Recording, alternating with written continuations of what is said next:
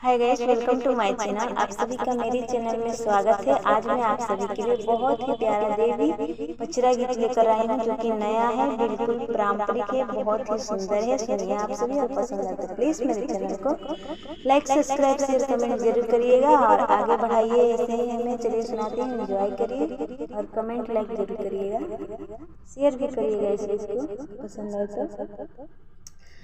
हरे कौन बनवा रहेलुए मैया, कहाँ भैरो भैया। हरे कौन बनवा रहेलुए मैया, कहाँ भैरो भैया।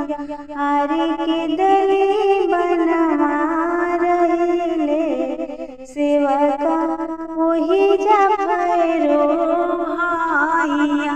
हरे के दली बनवा रहेले सेवका, वही जा भैरो भैया। हरे कौन फुलवा भावे भवानी, कौन डाली झूलुआ। हरे कौन फुलवा भावे भवानी, कौन फुलवा झूलुआ। हरे कौन डाली झूलुआ। हरे कौन रंगवा भावे भवानी, मैया राउर चोला। हरे कौन रंगवा भावे भवानी, मैया राउर चोला। हरे अढ़ौल फुलवा भावे सेवका, निमिया डाली झूलुआ।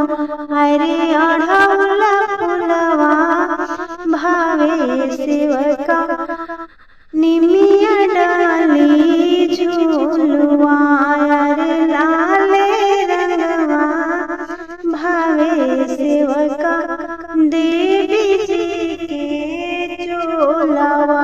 हरे लाले रंगवा भावे सेवका, देवी जी के चोलावा।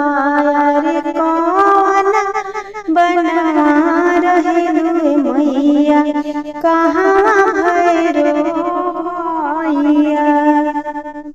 हरे कौन भोगवा भावे भवानी, कौन निर्मल पानिया।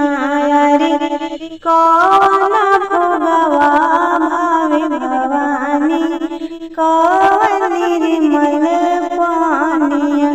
हरे कौन सवरिया पर सोहे हमरो मैया रानिया। हरे कौन सवरिया पर सोहे हमरो मैया रानिया। हरे लूचुई गुलवर कचवरा के भोगवा, गंगा जी के पानिया। हरे लूचुई गुलवर कचवर के भोगवा, गंगा जी के पानिया। हरे सिरावा सवरिया हो चढ़ी सेवका, हमरो मैया रानिया। हरे सिरावा सवरिया हो चढ़ी सेवका, हमरो मैया रानिया। हरे सिरावा सवरिया हो सेवका, चढ़ी हमरो महारानिया। हरे कौन बनवा रहेलुए मैया, कहाँ भैरो भैया। हरे कौन बनवा रहेलुए मैया, कहाँ भैरो भैया।